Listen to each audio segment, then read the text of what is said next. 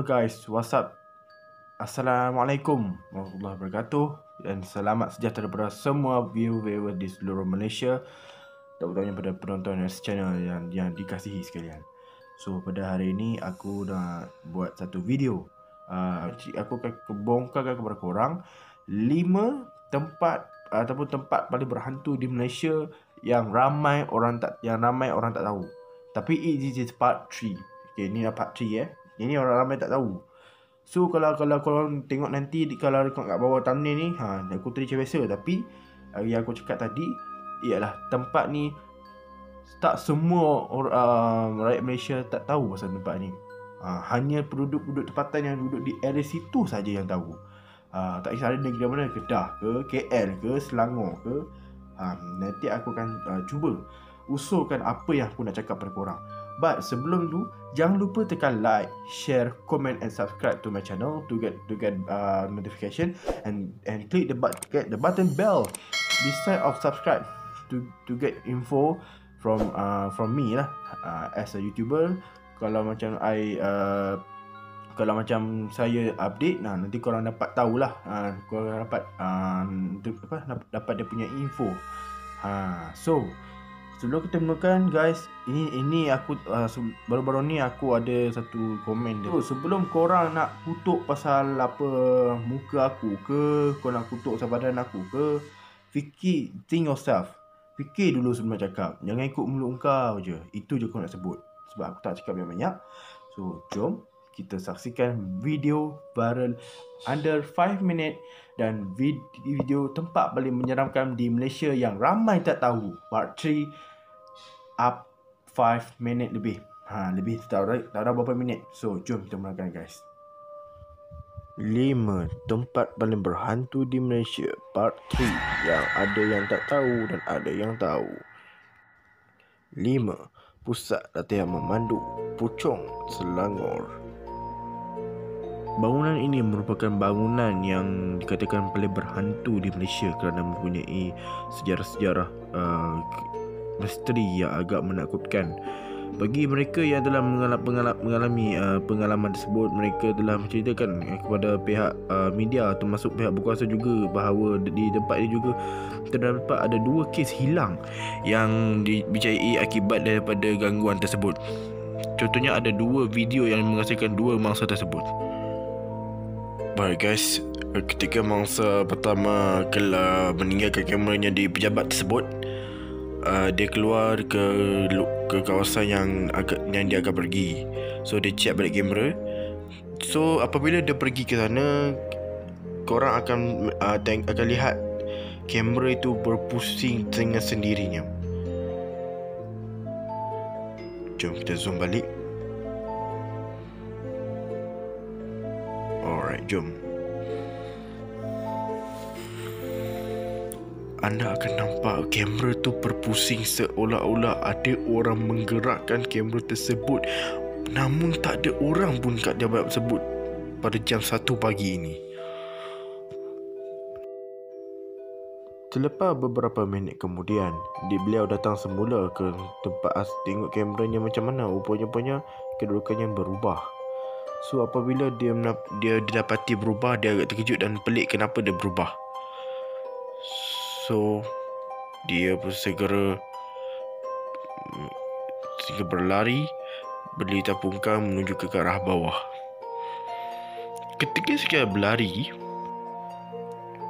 ia sedang berlari ke tangga bawah dengan rasa takutnya, tiba-tiba ada satu penampakan rasa benda di sebelah tangga dan sepatutnya beliau berkeluar di sebelah pintu sini, tetapi ia tiba-tiba tidak keluar sehingga kini. Dan ini dah menjadi spekulasi. Kenapa ya? Korang akan nampak ada satu bayangan di sebelah belakang, itu dia, yang menggerak mengikuti dia. Tu dah tunjuk. Allah, tempat ni seram gila guys. Dia turun-turun terus hilang orang ni. Dan sehingga sekarang dia tidak ditemui sehingga kini. Ini pun saya dah tunjuk tadi kan. Patutnya dia keluar dari situ, tetapi dia tak keluar dan tak muncul sehingga hari ini. Mangsa yang kedua pula, apabila nak ambil barang, tiba-tiba ada pintu sedang bergerak dengan sendirinya guys. Dia terpelik. Pintu apa yang bergerak sendiri ni? Apa-apalah. Ketika lelaki ni ambil sesuatu di atas meja dan letak dalam beg dan apa benda di sebelah kanan tu, kejap lagi ada kejadian aneh berlaku pada bilik ni guys. Dengan secara tiba-tiba komputer terbuka sendirinya. Dia secuak dan dia terpelik. Asal komputer ni? Rosak ke? Kalau aku cek kan takut rosak. Dan dia rasa pelik dan cuak, dan dia terus cek bahagian plug. Bila dia cek kat plug tu, tertutup sendirinya. Macam mana letak balik ni? Alamak. Dia dah mula takut, cuak dan lari bertempiaran. Mengikut bangunan ni, sepatutnya dia keluar melalui pintu ni guys. Tetapi sehingga sekarang dia tak keluar. Itu yang jadi tanya-tanya. Dan dalam bangunan juga, tiba-tiba kursi bergerak sendiri dia, pintu tutup sendiri, dan oh my god, blackout guys. Ketika dia sedang menunggu kekasihnya, tiba-tiba ada satu kursi yang bergerak di belakang. Cuba tengok kursi ni guys. Dan dia terkejut. And guys, tiba-tiba kursi bergerak. Dia terjatuh dan dia rasa ketakutan. Oh my god. Dan bila dia nak melarikan diri, dia diblok dengan meja, dengan berterabur. Dan tiba-tiba dia rasa terjatuh dan pingsan. Tetapi sehingga sekarang dia masih ada. Cuma sekarang dia mengalami gangguan mental. Dan kemungkinan sekarang kita tak pasti dia macam mana sekarang. Kerusi dibaling ke belakang. Dan kita tak tahu apakah makhluk tersebut yang menghantui pusat memandu tersebut.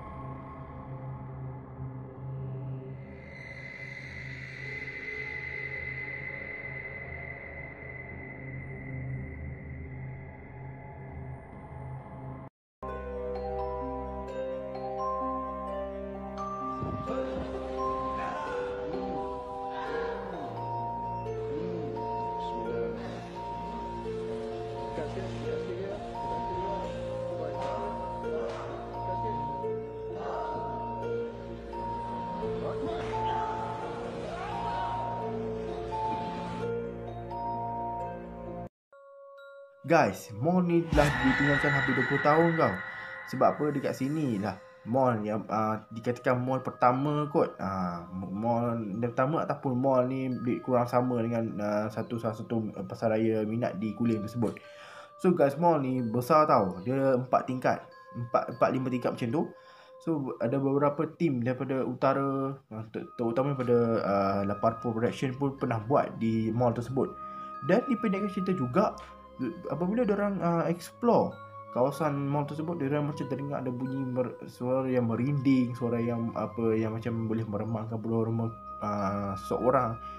Dan juga diorang pernah nampak ada satu kelibat berada di salah satu tiang yang ada di dalam bangunan tersebut. Apabila diorang pergi ke kawasan yang nampak, hilang.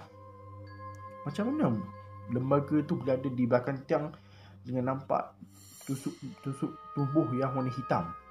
Itu yang kita tak pasti. Dan Pontianak bertenggek pun kita tak tahu betul ataupun tidak.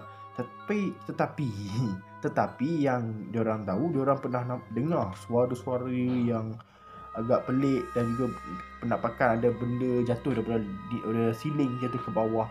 So memang seram gila. Dia kata aura dia sangat kuat. So kalau korang yang macam nak explore bangunan mall di Kulim Kedah tersebut, perlu berhati-hati guys, sebab bangunan tu memang agak lama gila. Bangunan tu kalau korang yang berada di sekitar Kulim, dia kalau daripada Pekan Kulim, bangunan tu warna pink. So bangunan tu lah yang paling seram di Malaysia yang ramai tak tahu. Yes. 3. Kelly Castle, Batu Gajah, Perak.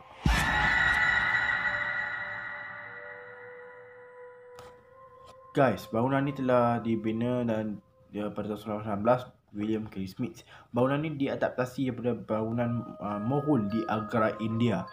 Semasa bangunan ni tidak dibina, William Kelly Smith ni dia nak bawa satu macam platform macam lift dari Portugal ke Malaysia, tapi dia meninggal dunia di sana kerana mungkin ada masalah kesihatan dia.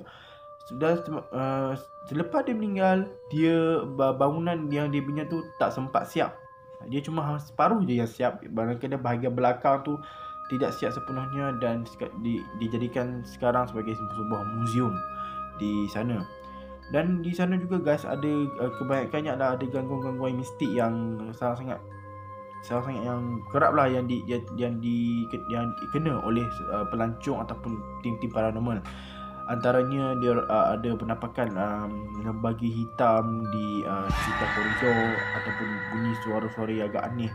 Kemudian nampak seperti langsui yang berada di sekitar kawasan Kelly Castle tersebut. Dan yang paling popular yang dia pernah ternampak ada satu lembaga budak perempuan kecil lingkungan 10 tahun yang berambut warna blonde dan kulit putih yang disyak sebagai anak kepada William Kelly Smith tersebut. So itu hanya cerita sahaja. Sehingga sekarang bangunan Kelly Castle merupakan bangunan paling berhantu di Malaysia. Yang ada yang tahu dan ada yang tak tahu, korang dah dapat info ringkas daripada aku. Kalau korang nak info yang lebih detail, korang pergi ke YouTube Top 5 Malaysia. Itu detail sangat-sangat. So jom ke tempat berhantu yang seterusnya. Institution St. Michael Ipoh, Perak. Untuk dijadikan cerita, sekolah ni pernah dijadikan sebagai kem tahanan kepada pihak Jepun semasa mereka berjajah di tanah Melayu dahulu. Apabila menjelang tengah malam, kadang-kadang pelajar akan ternampak kelibat warna hitam yang sering mengganggu di sekolah tersebut. Kadang-kadang mereka akan ternampak satu lembaga hitam yang besar yang sedang berkeliaran, bukan saja di dalam sekolah, malah di luar kawasan sekolah. Namun guys, apabila pada jam hampir 3-4 pagi, akan ada setengah pelajar akan nampak seorang padri tanpa kepala berada di depan pintu gereja kecil untuk berdoa sesuatu yang kami tidak tahu sehingga sekarang ini. Tu Victoria Institution, Kuala Lumpur.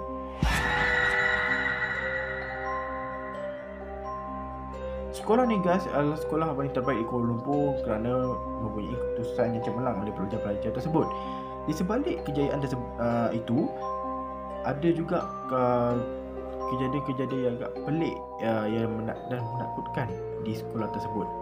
Antaranya guys, pernah jadi satu ketika dulu, sekolah tersebut pernah dijadikan sebagai pejabat tentera Jepun yang telah membunuh tahanan perang dan juga tentera British sendiri. Guys, dan selepas dia kalah pada tahun 1945 dan masih sehingga hari ini masih operasi, tetapi banyak kejadian-kejadian yang aneh, misteri dan menakutkan berlaku di sekolah tersebut. Antaranya pelajar akan dirasuk oleh sesuatu makhluk gaib.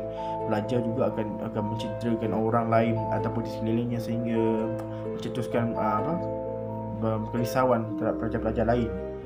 Dan juga dikatakan sehingga hari ini juga sekolah tersebut dihantui oleh roh yang tidak aman. Tak pastilah roh apa, roh tahunan perang ke apa ke tak pasti. tetapi telah dihantui oleh roh-roh yang berkeliaran di sekitar kawasan sekolah tersebut, dan juga dia pernah dijadikan sebagai sekolah paling berhantu di Kuala Lumpur dan Malaysia. So itu saja video pada hari ini. So jangan lupa tekan like, share, komen and subscribe my channel untuk dapatkan update terbaru, dan juga tekan bell notification untuk mendapatkan notifikasi daripada aku sendiri setiap kali aku ambil video pada korang, supaya korang tengok dengan cara terbuka. So kita keep supporting, elak body shaming, dan elak kita macamnya guna kata-kata yang agak kurang sopan. So itu saja pada hari ini. Assalamualaikum, and jumpa lagi di episod yang seterusnya. Goodbye.